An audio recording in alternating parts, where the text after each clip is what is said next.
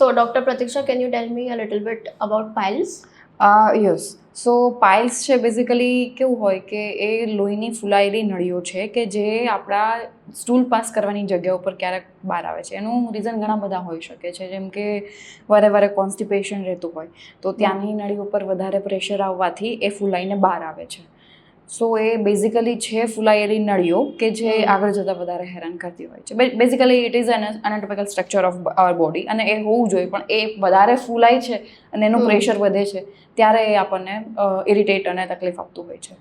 Okay, તો એમાં અલગ અલગ ટાઈપ્સ હોય કે એના ગ્રેડ્સ હોય? યસ, સો બેઝિકલી ફર્સ્ટ કે જો એનાલ કેનાલની અંદરની સાઈડ થાય છે તો એને ઇન્ટરનલ આપણે કહેતા હોય, ઇન્ટરનલ પાઇલ્સ કહેતા હોય, અને જો એ બહારની સાઈડ થાય છે તો એને એક્સટર્નલ પાઇલ્સ કહેતા હોઈએ છીએ.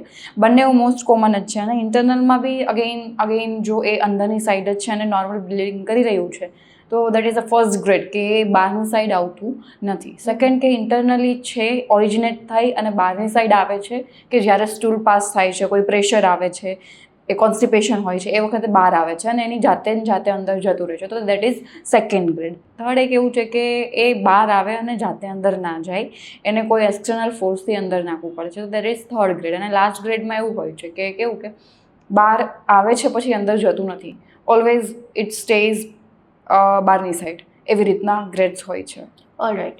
એન્ડ કઈ કઈ ટાઈપના પેશન્ટ્સ લાઈક કેવા કમ્પ્લેન્ટ્સ લઈને આવે છે? સો બેઝિકલી પાઇલ્સ એક પ્રોબ્લેમ એવો છે કે જેના વિશે બધા ડિસ્કસ કરતા નથી. તો બેઝિકલી ફર્સ્ટ પ્રોબ્લેમ એ આવે છે કે જ્યારે સ્ટૂલ પાસ થાય છે ત્યારે તમને પેઇન આવે છે અને ઇચિંગ, અને ઘણી વખત એ પેઇન એટલું સિવિયર હોય છે કે પેશન્ટથી સહન પણ નથી થતું હોતું. અને સેકન્ડ ઇઝ કે બ્લીડિંગ.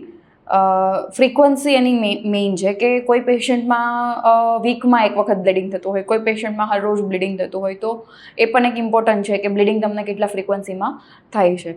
અને આવી બધી વસ્તુ થતી હોય અને ત્યાં તમને સ્ટૂલ પાસ કર્યા પછી 1.5 hour જેવું તમને ત્યાં ભારે ભારે અને સ્વેલોઈંગ જેવું હોય એવું લાગતું હોય છે. આવા બધા પ્રોબ્લેમ્સ છે એ પેશન્ટ્સને આવતા હોય છે.